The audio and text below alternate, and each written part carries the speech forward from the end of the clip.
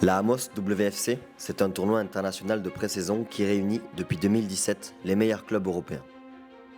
À travers eux, la Amos WFC, c'est 10 Ligues des Champions, 22 titres de Première Ligue, 7 Ligas, 18 Ligue 1 Arkema et 4 Bundesliga.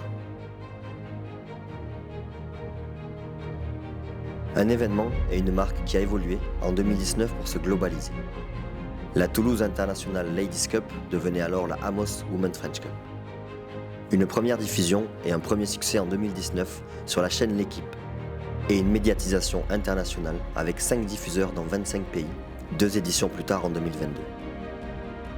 Une marque engagée et forte avec des atouts de modernité, d'inclusion et d'expertise. Une identité visuelle reconnaissable et cohérente à travers les éditions. Une marque qui a de beaux jours devant elle.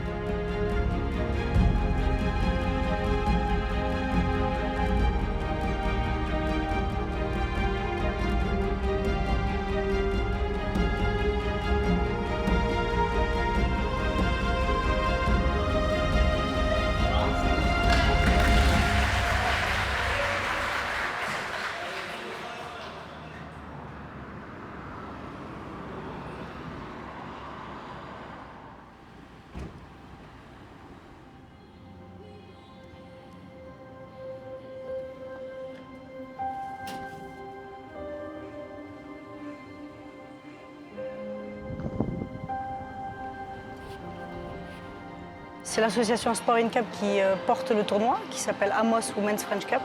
Amos parce que c'est notre partenaire titre depuis maintenant 2 ans. Et l'association, elle a pour but de promouvoir l'égalité femmes-hommes dans le sport. Pour cela, on organise énormément d'actions socio-éducatives au cours de l'année.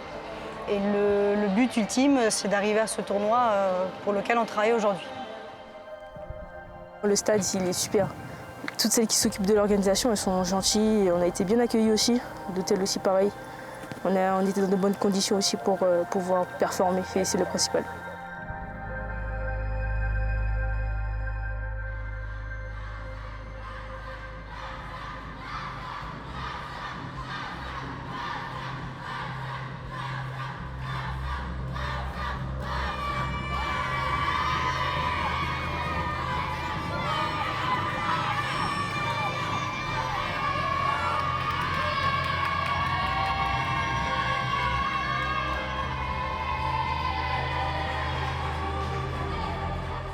Il y a ma cousine qui aime le foot, donc du coup je suis venue pour voir avec elle. On voit vraiment que ça a évolué, ça a changé depuis des années et ça commence à de mieux en mieux jouer. Et on commence à connaître aussi les joueuses avec l'Euro qui a été une grande réussite pour le foot féminin. Maintenant, merci d'être avec nous pour assister à cette première soirée. Au lendemain d'un Euro féminin en tout point réussi, l'édition 2022 de la Amos Women's French Cup fait office de retrouvailles. Les toutes récentes championnes d'Europe sont là. Le tirage au sort, diffusé en direct à la télévision, a livré ses affiches. Duel de poids lourd pour débuter. Finaliste de la dernière Ligue des Champions, Barcelone affronte le Bayern. L'autre demi-finale met aux prises le Paris Saint-Germain et Manchester United.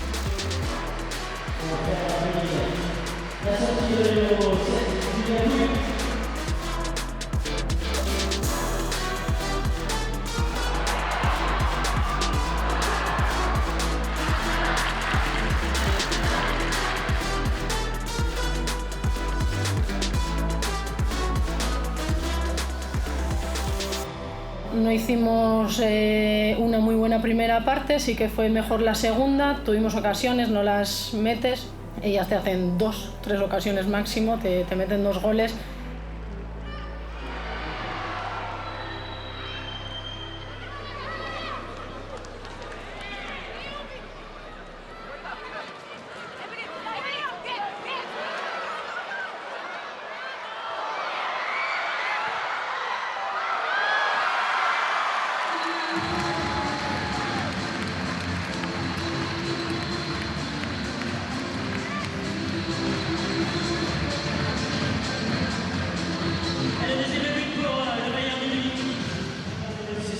Merci d'applaudir les deux équipes pour cette belle première partie, ce beau premier match, cette première demi-finale Sud de France, l'Occitanie, remportée par le Bayern Munich qui va donc en finale remettre son titre en jeu vendredi.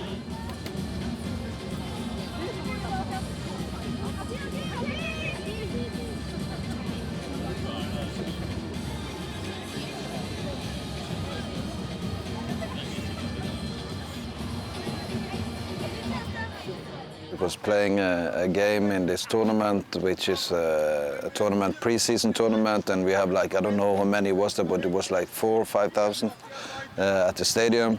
Of course, that makes it something special for playing pre-season games with a couple of hundred and up to 1,000 when we travel around and play games and come here and play for so many people. It makes it the whole experience a little bit more than just a practice game.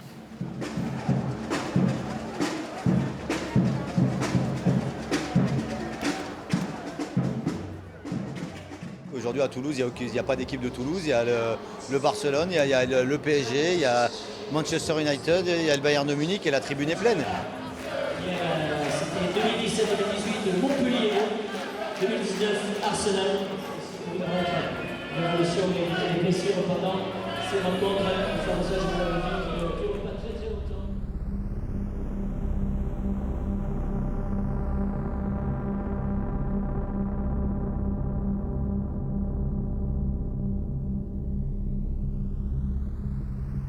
Bravo aux organisateurs, et c'est super ce tournoi pour nous les entraîneurs, c'est tellement dur de trouver des matchs de préparation, pouvoir rencontrer des clubs comme il y a ce tournoi, c'est une opportunité.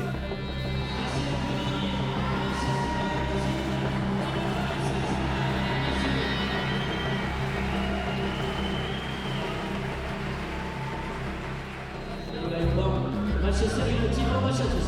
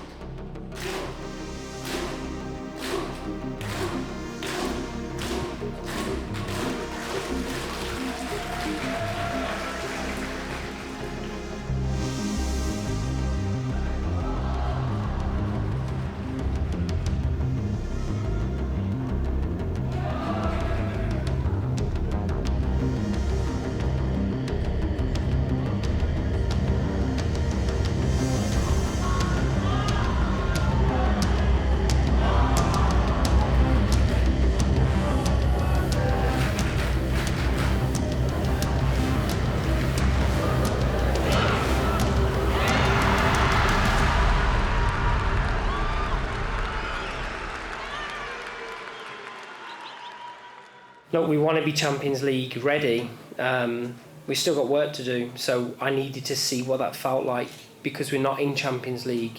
That was the whole reason we came to the Amos Cup, because we wanted to challenge ourselves. And if it continues to be a cup that gives us that challenge, then, you know, it prepares us perfectly for what we want to do.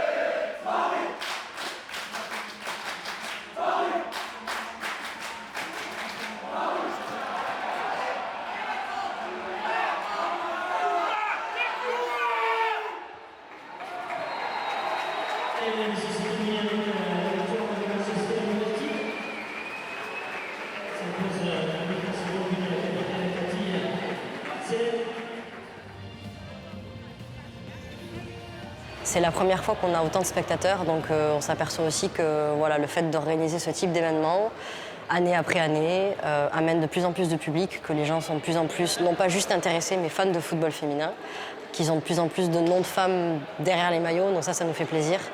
Et voilà, c'était des super matchs hier soir. On a une finale un peu inédite avec le Bayern de Munich contre Manchester United et une petite finale qui va être magnifique entre le Barça et le Paris Saint-Germain.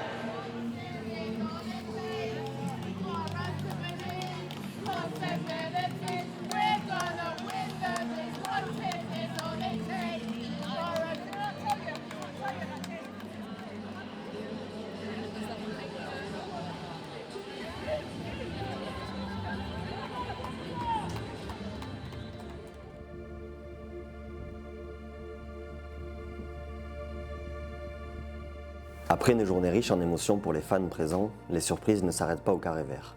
Grâce à notre partenariat avec la Parapharmacie Lafayette, nous avons organisé une séance de dédicace dans le centre de Toulouse, à laquelle les 4 clubs ont participé.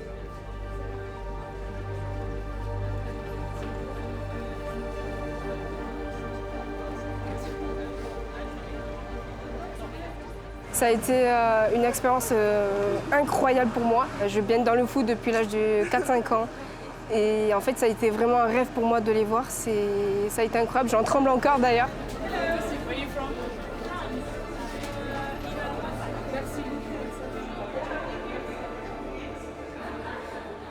J'ai découvert comme quoi j'aimais énormément le foot. Et encore plus le foot féminin parce qu'il y a beaucoup plus de jeux et tout. Surtout, j'étais venue voir le Bayern parce que j'aime beaucoup cette équipe. Et j'étais très contente de pouvoir les avoir vus et en plus de pouvoir les encourager et de les avoir vus gagner encore plus de ça.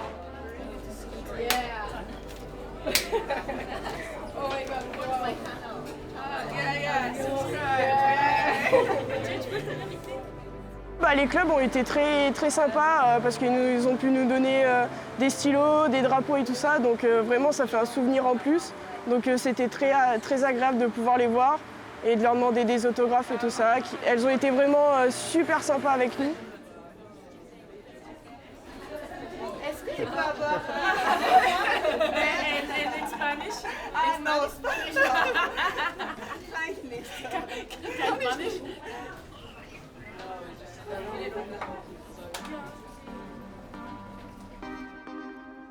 La Amos Women's French Cup a la volonté d'être un événement inclusif, accessible et ouvert à tous, notamment grâce au programme Jeunes mis en place en 2017. Aussi, depuis 2020, nous tentons d'initier une approche écologique à l'ensemble du tournoi, une action que nous nommons Programme Green. Le programme Jeunes, ça consiste à inviter des enfants de Toulouse, des centres de loisirs de Toulouse et autres. On leur donne rendez-vous à 14h30 et on passe l'après-midi avec eux. Donc là, globalement, cette année, on leur a fait faire des petits ateliers. Donc il y avait 3 ateliers. Une visite du stade, où ils ont la chance de pouvoir visiter la salle de presse, les vestiaires, frôler la pelouse. Ensuite, on a un atelier sur Orange & Co. Donc c'est fabriquer son propre smoothie, mais en pédalant, pour mixer les fruits. Et enfin, le dernier atelier qui est animé par la Fondation du TFC, c'est un atelier de foot, où les enfants font un petit slalom et après, ils doivent enchaîner avec une petite frappe d'un des cibles. Le tournoi est assez exemplaire de fait, avec l'égalité homme-femme et le programme Jeunes pour l'inclusion et la diversité de jeunes de quartiers prioritaires, où là, c'est tout le long de l'année. Et c'est un pôle spécial, mais qui travaille vraiment bien et qui concentre beaucoup de jeunes chaque année. Et le pôle Green, en fait, il porte pas très bien son nom parce que c'est plutôt le pôle RSE éco-responsable. Ça va des enjeux environnementaux, limiter les bouteilles plastiques par exemple, aux enjeux sociétaux et notamment avec le programme Jeunes. Alors l'année dernière, il y avait eu déjà pas mal d'efforts, donc la barre était assez haute. Cette année déjà, de reconduire ce qui a été fait, c'était déjà pas mal. Et notamment, ça se voit par exemple à la buvette où il n'y a pas de coca. Il n'y a que des boissons au plus possible locales. C'est toujours plus de challenge pour essayer d'aller au-delà de ce qui est fait aujourd'hui.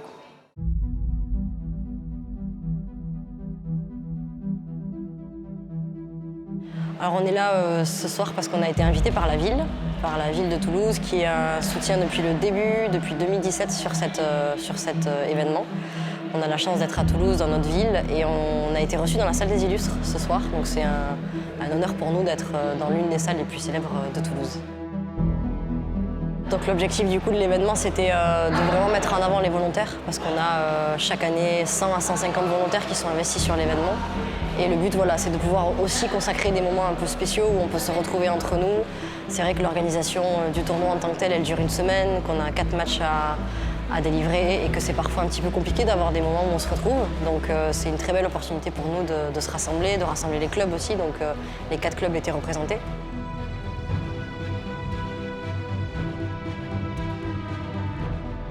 Ce tournoi, c'est un mélange de plein de choses. C'est avant tout une magnifique aventure humaine qu'on partage avec nos volontaires, qui sont toujours plus nombreux et que je trouve admirable à tout point de vue. C'est une aventure aussi avec les équipes que l'on accueille, avec lesquelles on crée des liens souvent très forts et en général durables. Et c'est aussi une aventure avec nos partenaires, bien sûr, et toutes les personnes qui font ce tournoi au quotidien.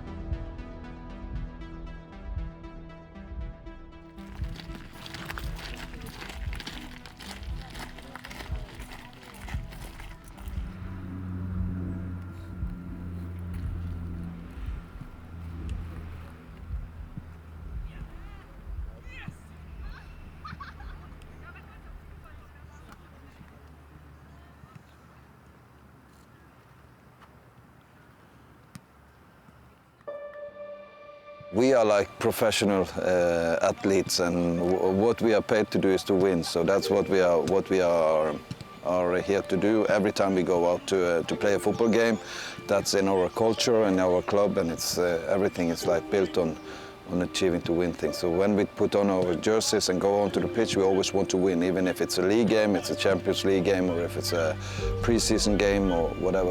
It's always about trying to win.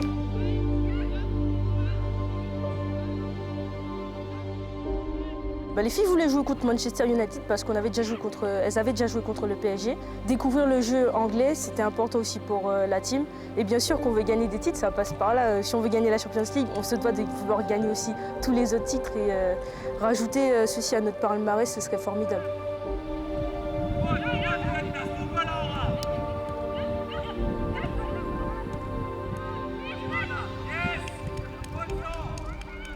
Je trouve que c'est très bien en termes de performance sportive. On voit bien le spectacle est au rendez-vous, surtout avec les beaux clubs qui sont aujourd'hui sur la Amos Cup. Et puis surtout, c'est un sport dont on doit parler encore plus, encore mieux. Et je suis contente de trouver un public au rendez-vous. D'être soutenu même en étant une équipe étrangère, donc ça prouve vraiment que le football, en fait, il est universel, il est international. Donc vraiment, je trouve ça incroyable.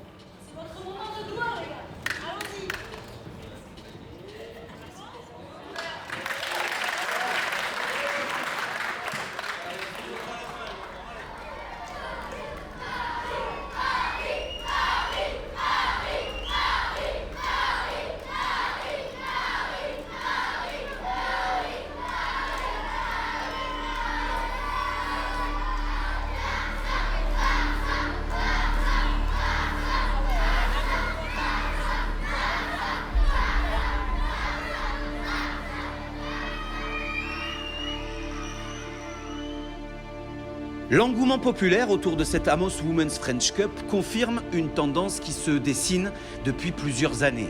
Le football féminin est en perpétuelle mutation. Professionnalisation, spectacle, moyens, les avancées sont significatives. Et ce tournoi en est une preuve concrète. Le niveau de jeu aussi ne cesse d'augmenter, les joueuses sont de plus en plus performantes. Et même les outsiders, la Roma l'an dernier, Manchester United cette saison, se sont révélés.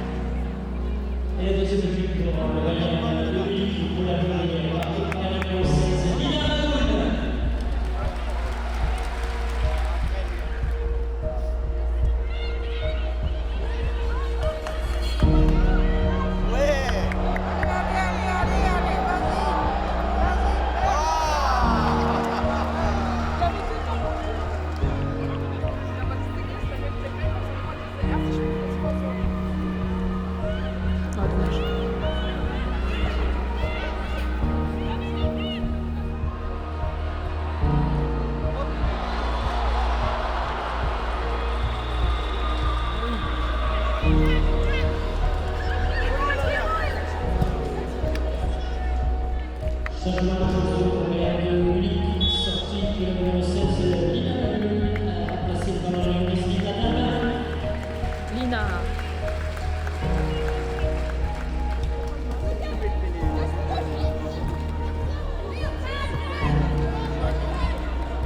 Weiter, Franzi!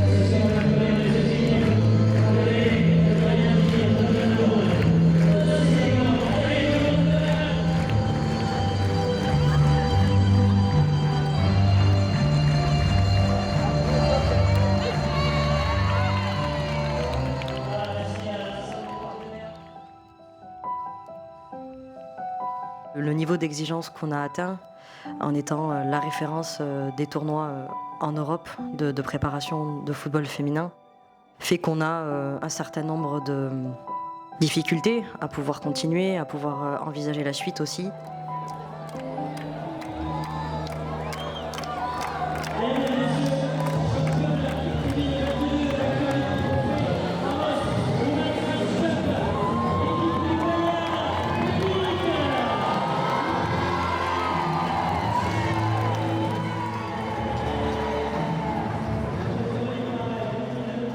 Chaque année est une nouvelle édition, chaque année il faut recommencer, chaque année il faut convaincre à nouveau.